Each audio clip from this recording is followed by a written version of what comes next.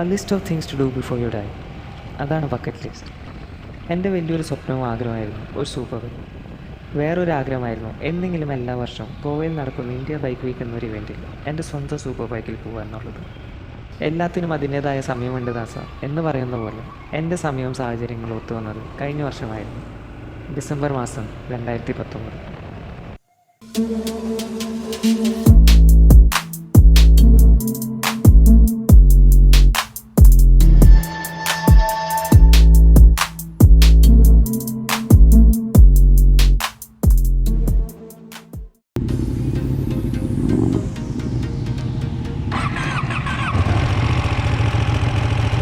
Solo ride ശീലമായതുകൊണ്ട് ഒറ്റയ്ക്ക് പോകാനായിരുന്നു എൻ്റെ പ്ലാൻ. പക്ഷേ റൈഡിന് മുമ്പ് ബൈക്ക് സർവീസിങ്ങിന് കൊച്ചി ഡുക്കാട്ടി ഷോറൂമിൽ ചെന്നപ്പോഴാണ് അറിഞ്ഞത് അവിടെ നിന്നും ഒരു ടീം IBWന് പോകുന്നുണ്ട്. And that's how things changed. ഒരു 2019 യമഹ R1, 2 959 പാനിഗാലി, ഒരു MT09, ഒരു മോൺസ്റ്റർ, ഒരു സ്ക്രാംബ്ലർ 1100, ഒരു മൾട്ടി സ്റ്റാർ, ഒരു ഹൈപ്പർ മോട്ടർ, പിന്നെ ഒരു ബാക്കപ്പ് കാർ. ടോട്ടൽ സ്ട്രേഞ്ചേഴ്സ് ആയിരുന്നു ഞങ്ങൾ റൈഡ് സ്റ്റാർട്ട് ചെയ്തത്. പക്ഷേ ആ ബൈക്കിംഗ് ബ്രദർഹുഡ് ഫീൽ ഉണ്ടാവാൻ അധികം സമയമൊന്നും വേണ്ടി വന്നില്ല. ബ്രേക്ക്ഫാസ്റ്റ് ബ്രേക്ക് കഴിഞ്ഞപ്പോൾ തന്നെ ഞങ്ങളൊരു പൊളി മൈൻഡുള്ള 5 പേര് സെപ്പറേറ്റ് ആയി. ഞാനായിരുന്നു ഏറ്റവും യങ്ങസ്റ്റ്. എനിക്കൊരു വലിയ ഓപ്പർച്യൂണിറ്റി ആയിരുന്നത്. എന്നെക്കാൾ ഒത്തിരി മെച്യൂർഡും എക്സ്പീരിയൻസ്ഡ് ആയ ഇവരിൽ നിന്നും എൻ്റെ റൈഡിങ് സ്കിൽ ഇമ്പ്രൂവ് ചെയ്യാന്നുള്ളത്.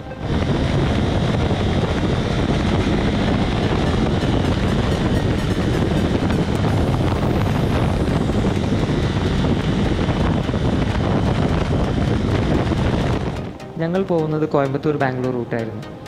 കണ്ണൂർ മാംഗ്ലൂർ വഴി ഗോവ പോകുന്നതാണ് എളുപ്പമെങ്കിലും ഈ റൂട്ട് എടുക്കാനുള്ള കാരണം നിങ്ങൾക്ക് കുറച്ച് കഴിയുമ്പോൾ മനസ്സിലാവും. ഒരു ബാക്കപ്പ് കാർ ഉള്ളതുകൊണ്ട് ലഗേജൊക്കെ അതിൽ വെച്ച് ഒരു ഫ്രീ ബേർഡ് പോലെ ഞങ്ങൾ പറഞ്ഞു. ഇവരുടെ കൂടെ പിടിച്ചു നിൽക്കുന്നത് തന്നെ എനിക്കൊരു വലിയ കാര്യമായില്ല. ഇടയ്ക്കിടെ എൻ്റെ റൈഡിങ്ങിലുള്ള കൊച്ചു കൊച്ചു തെറ്റുകളൊക്കെ ഇവരെനിക്ക് പറഞ്ഞു തരും. From braking to cornering, lane changing to overtake, എല്ലാം ഞാൻ പയ്യെ ഇവരിൽ നിന്നും പഠിച്ചു.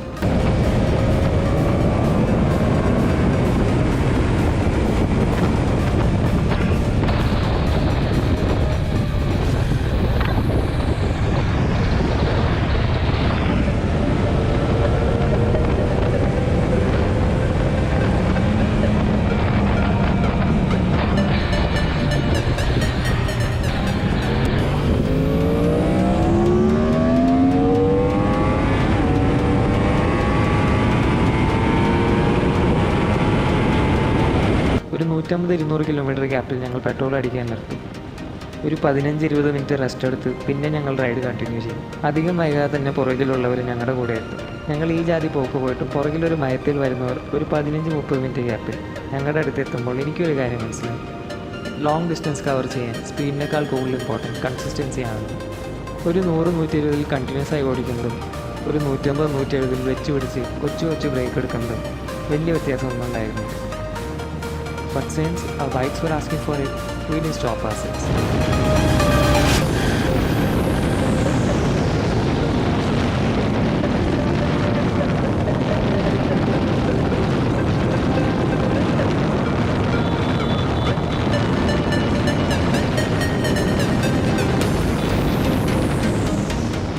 ഒരു ഉച്ച കഴിഞ്ഞപ്പോഴേക്കും ഞങ്ങൾ നൈസ് റോഡ് എത്തി. ബാംഗ്ലൂർ ടച്ച് ചെയ്യാതെ നൈസ് റോഡ് വഴി ഞങ്ങൾ വെച്ച് പിടിച്ചു. ഇന്നത്തേക്കുള്ള സ്റ്റേ അറേഞ്ച് ചെയ്തിരിക്കുന്നത് ദാവങ്കിരിയിൽ സ്ഥിതി ചെയ്യുന്ന അപൂർവ റിസോർട്ടിലായിരുന്നു. ബാംഗ്ലൂർ ടു ദാവങ്കിരി ഒരു പ്രോപ്പർ 6 ലൈൻ ഹൈവേ ആയതുകൊണ്ട് തന്നെ ആ ഒരു 250 കിലോമീറ്റേഴ്സ് ഞങ്ങൾ നിലം തൊടാതെയാണ് പോയത്.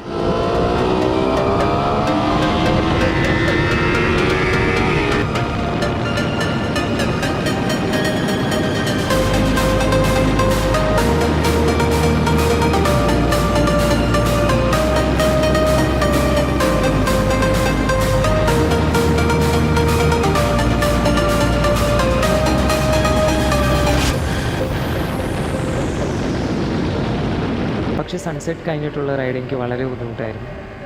എൻ്റെ ഹെൽമെറ്റിൻ്റെ സൺവൈസർ കാരണം എനിക്കൊന്നും കാണാൻ പറ്റുന്നുണ്ടായിരുന്നില്ല. റോഡിലെ പൊടിയും പ്രാണികളും കാരണം എനിക്ക് വൈസർ പൊക്കി വെച്ച് ഓടിക്കാനും പറ്റിയില്ല.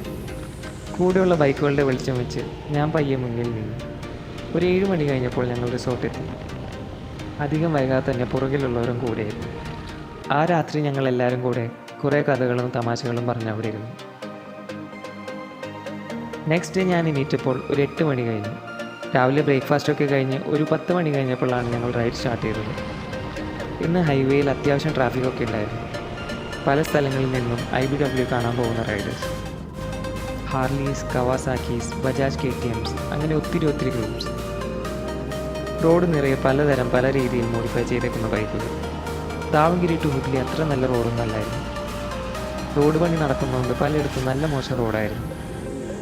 പോരാത്തിന് വണ്ടിയുടെ അടി തട്ടാൻ പാകത്തിനുള്ള ഹമ്പുകൾ. പക്ഷെ കുറേ നല്ല ഓപ്പൺ സ്ട്രെച്ചുകൾ കിട്ടുമ്പോൾ ഞങ്ങൾ വെച്ച് പിടിക്കും.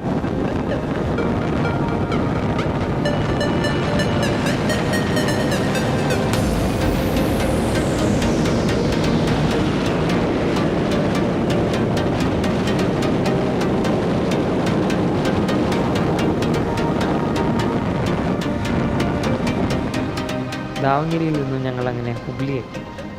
ഹുഗ്ലിയിൽ നിന്നും ഗോവയിലേക്ക് പോകാൻ മാപ്പ് നോക്കിയപ്പോൾ 3 വഴികളാണ് കണ്ടത്. നല്ല റോഡ് ഏതെന്നറിയാതെ മെജോറിറ്റി ബൈക്കേഴ്സ് പോകുന്ന വഴിയിൽ കൂടെ ഞങ്ങൾ നീങ്ങി.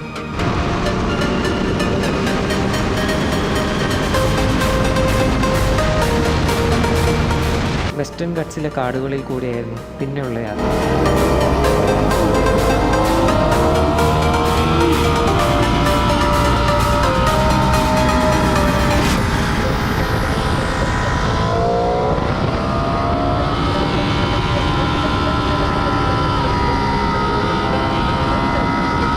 കുറച്ച് കഴിഞ്ഞപ്പോഴേക്കും റോഡുകൾ വളരെ മോശമായി തുടങ്ങി. ലിറ്ററലി ടാറില്ലാത്ത കുറേ കല്ലുകളുള്ള റോഡ്, കിണർ പോലെയുള്ള കുഴികൾ. അവസാനത്തെ ഒരു 70 കിലോമീറ്റേഴ്സ് ഇപ്പോഴും എനിക്കൊരു പേടി സ്വപ്നമാണ്. ആഫ്രിക്കൻ ട്വിന്നും ടൈഗറും GSും ഒക്കെ ഈ റോട്ടിൽ കൂടി അടിച്ചു വിളിച്ചു പോകുമ്പോൾ ഞങ്ങൾ ഓരോ കുഴികളും തള്ളി നീക്കുകയായിരുന്നു.